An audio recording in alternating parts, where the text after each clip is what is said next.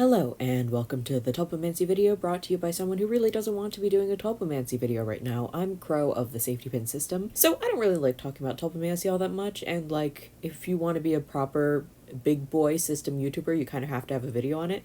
So this is that video. What is Tulpamancy? To make it extremely short, it's a process of intentionally creating another sentient being in your brain, who is basically just a headmate. It's a form of created plurality. It's named after, and in theory based on, a practice of Tibetan Buddhist monks.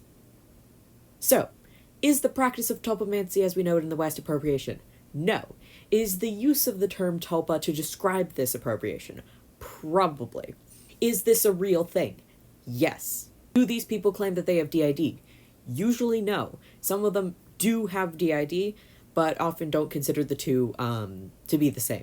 Did the Buddhist monks tell this random French woman to bring back the knowledge of tulpas and tulpa creation to the Theosophists so that, probably couple hundred years later, a bunch of bronies on 4chan, yes, I promise I'm not kidding. This is a thing that happened. I wrote a little article on it down below. This is real.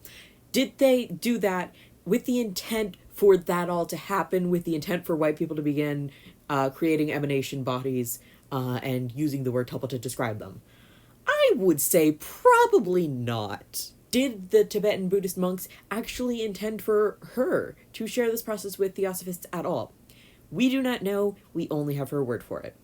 Are modern Tibetans, modern Buddhists, and modern Tibetan Buddhists super thrilled with the use of the term for emanation bodies being used by people intentionally creating headmates in an entirely non-spiritual, non-religious sense? Generally, no. But most have largely no opinion because this is a pretty niche thing to even be discussing. Is the creation of tulpas in Tulpamancy the same as creating tulpas or emanation bodies in Tibetan Buddhism? Absolutely not. They are entirely different things. That is why the practice is in no way appropriative. The name, probably, yeah.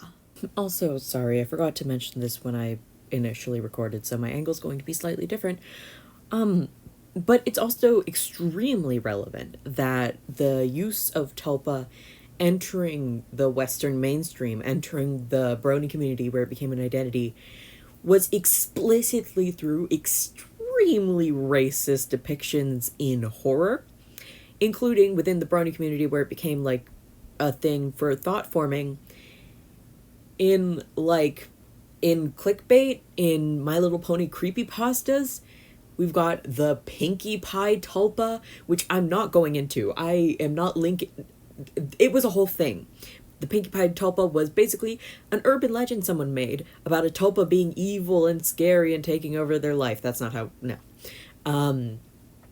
But that is one important point in the conversation of whether it's appropriation, is that this word only came to describe this kind of thought forming because of deeply, deeply racist Orientalist media that has been for decades before My Little Pony bronies got a hold on it, very much demonizing the practice, demonizing the concept. I mean, if you read a wiki page on Slenderman, on fucking Slenderman, he's called a tulpa. Yeah, so that's also another reason that the term being used in this context is appropriative and very strongly tied to extremely racist stuff. Are there other things to call Tulpamancy? Yes, but not a lot of them have caught on. When the Theosophists started using the concept of creating a tulpa or an emanation body, they use both the term thought form and tulpa.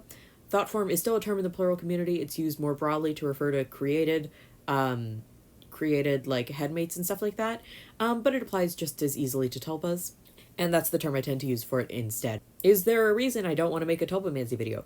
Yes, it's mostly because it'll make everyone mad at me. And also, I'm not, in case you can't tell, I'm not Tibetan Buddhist or Tibetan Buddhist. But frankly, I've never met a single Tibetan or Asian Buddhist, plural, who was super thrilled with the use of tulpa by the Tulpamancy community. Is Tulpamancy a word that existed in the context of Tibetan Buddhism? No. This is also part of why I feel like the word is a bit appropriative. Tulpamancy is just combining the word tulpa, spelled in the anglicized way, by the way. It's not an accurate transliteration. The accurate transliteration is this, is combined with the very Greek suffix mancy to make it an extremely English word, which makes me a little uncomfortable. Do I think everyone who practices tulpamancy or uses the word is racist? No, nobody's saying that. Do I think that this means we need to not take anyone who identifies as a tulpamancer or as having tulpas seriously?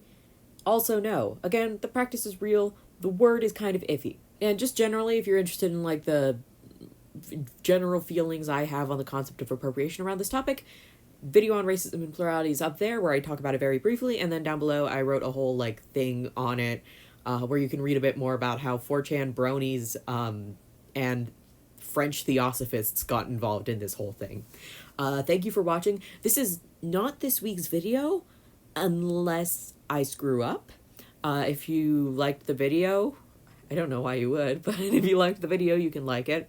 Comment, subscribe, ring the bell, do whatever you want. I have a Discord down below, and if you want to put some money in our tip jar, our Ko-Fi is also there.